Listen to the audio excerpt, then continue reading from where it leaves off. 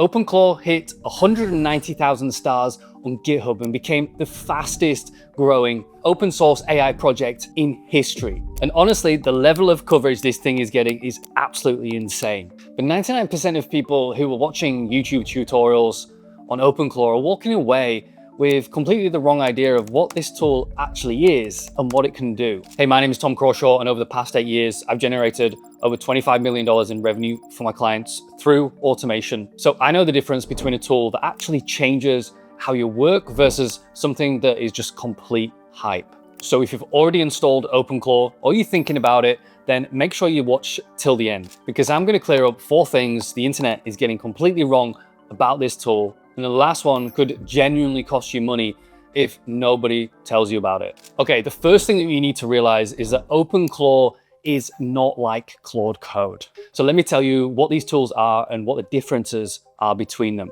Now, both of these tools use Claude, or at least OpenClaw can use Claude, and both do things on your computer for you. They take actions for you. But that's really the only similarity that they do have.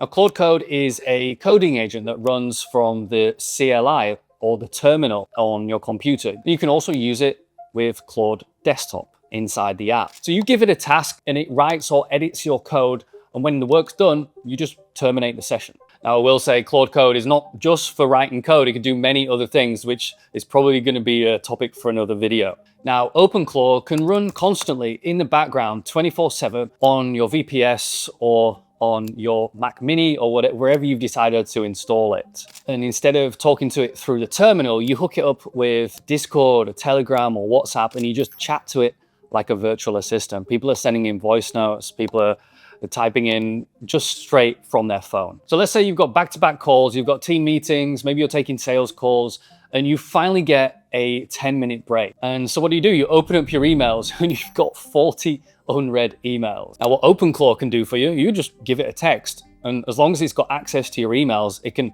read all of your emails, find the most important ones that require your attention, and draft up a reply so that the next time you jump into your inbox, you just go to your drafts, check the drafts that have been written, and if they're good to go, click send. It's as simple as that. But Claude Code doesn't exactly do that unless you give specific instructions to run a cron job on a daily basis at a specific time. So what makes OpenClaw genuinely different to most of the other tools out there right now is how it works with your applications. So when you link Gmail to like ChatGPT, for example, it's not got full permissions to do whatever it is that you want it to do. You essentially get a fairly limited read-only permission set. But with OpenClaw, if you install a skill that will give it access to your inbox and you set up the authentication and credentials, it's going to give the agent full permission to do whatever it is that you want it to do, including sending emails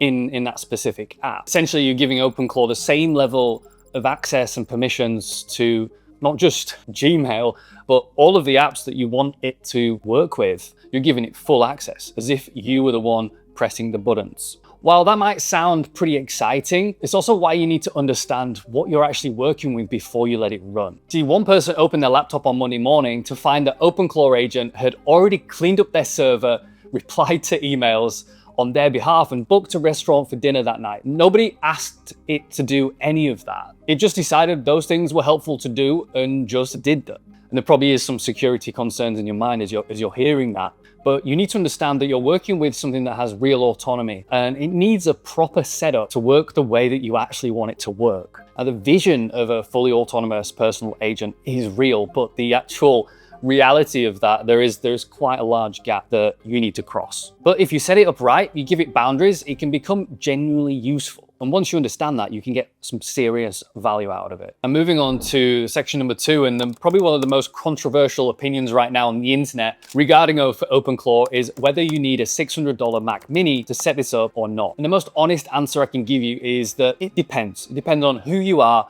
and what you want. Mac Mini makes sense if you're already deep in the Apple ecosystem, you want native iMessage integration, or you just want a dedicated physical machine that you own outright, that is separate from your current workspace and laptop, whatever it is that you're using. If you're okay dropping $500, $600, $700, $800, then a Mac Mini is probably the way to go. There's no monthly cost for the hardware, the performance is great, and it sits on your desk running 24/7 without you really having to think about it. But if you're just getting started and you want to figure out whether OpenClaw is actually going to be part of your life, spending $600, $700, $800 up front before you've built a single skill is honestly a bit of a gamble. Now, a VPS gives you the exact same setup for just $6 a month. The connections are the same, you can still use all of the apps on your Mac, and the experience is pretty much the same. It's what I use. And if anything goes sideways, like your personal files and credentials are completely untouched on your main machine, it creates that separation.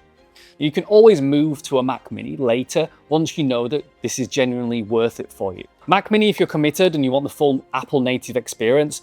VPS if you want to start lean, prove the value first and not waste $600 before you know it's worth it. So the setup I personally use and I recommend is Hostinger's KVM2 plan. And today's video is sponsored by Hostinger. And they've built a simple one-click OpenClaw deployment. There's no manual setup. OpenClaw is live in seconds. You have multiple plans to choose from. And the affordable and most popular one is the KVM2 plan. It's going to give you 8 gigs of RAM, 100 gigs of disk space, 8 terabytes of bandwidth, and it runs 24/7. And nothing touches your personal machine. And like I said, it's just $6 a month to get started versus an $800 Mac Mini. So if you use the code GROWTHLAB, I'm going to give you an extra 10% off. The link is below in the description. I've also put a full setup guide, including a detailed setup process to secure your VPS, which is an incredibly important part of the process. I walk you through everything step by step. So by the end of that video, you'll be completely secure if you decide to go the VPS route. Like I said, the link is in the description if you want to get started with Hostinger today. And shout out to Hostinger for sponsoring this video. Right, so let's get back into it. Now, the other cost that catches people completely off guard is the API cost. Now, OpenClaw is free and open source, but every time the agent does something, it's calling Claude or whatever LLM you're using, and you're going to be paying per 1 million tokens. So light personal use can run you anywhere from $20 to $30 a week. Regular usage using the Opus 4.6 model is probably going to cost you $100 to $300 a week. And one task stuck in a loop can burn $200 in a single day. So the costs can vary massively depending on what models you're using. If you're using the high-end models, you can easily burn through a few $100s in a day if you're really pushing it. Now, a lot of people are using OpenClaw to replace automation tools like N8N and Make, and that's where it's going to get expensive really fast, because with N8N, you build a workflow once and it runs thousands of times for basically nothing. With OpenClaw, every single action is an API call. So what costs you $20 a month in N8N could cost you $300 a month in OpenClaw. And you're having to find the right skill, install it, configure it, and hope it does what you actually need it to do. So these two tools are not the same thing. OpenClaw is brilliant for personal conversational tasks when you need flexibility.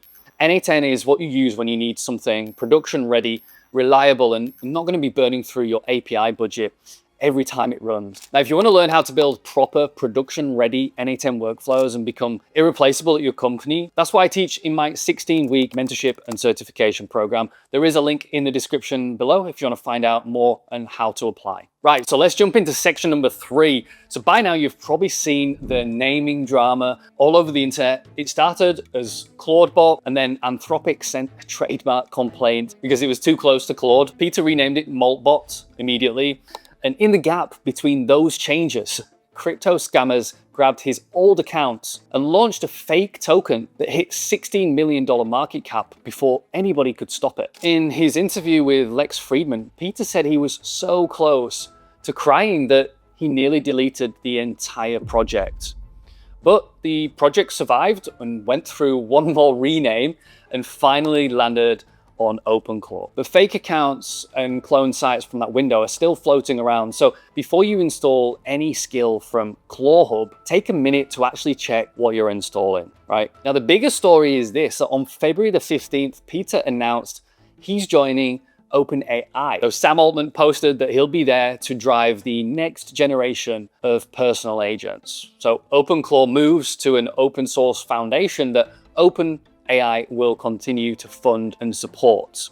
And Peter's non-negotiable was that it stays open source, and he got that commitment, surprisingly, from OpenAI. You see, the irony is that the project was inspired by Claude, and a huge chunk of early users were running it on Claude's API. Anthropic was making serious money from the traffic OpenClaw was generating, but funny enough, Anthropic sent lawyers and OpenAI sent a job offer. Now, most of the community is happy for Peter. The skeptics are worried about the classic acqui-hire pattern, where founders get absorbed and the project dies quietly. People are already calling it closed claw. Well, honestly, given OpenAI and Sam Altman's track record, that concern is pretty legit. So it's really only going to be a matter of time before we see what actually ends up happening with this project and what the future adoption and development looks like. Here's the thing that really matters. CEOs from Meta,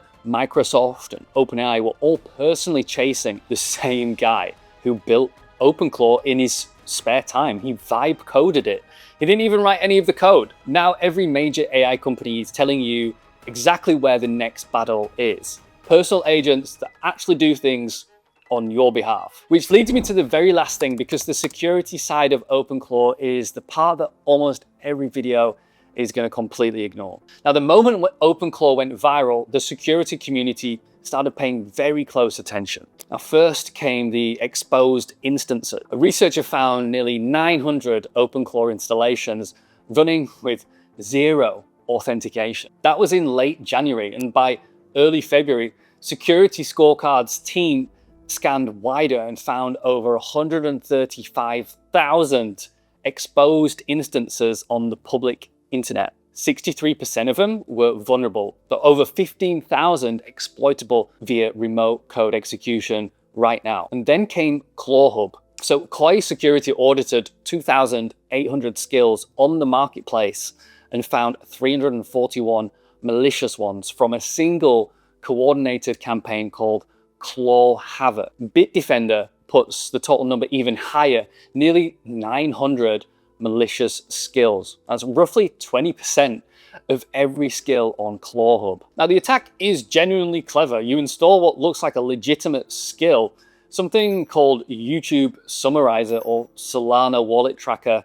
The README looks professional. It tells you to install a prerequisite first. That prerequisite is malware.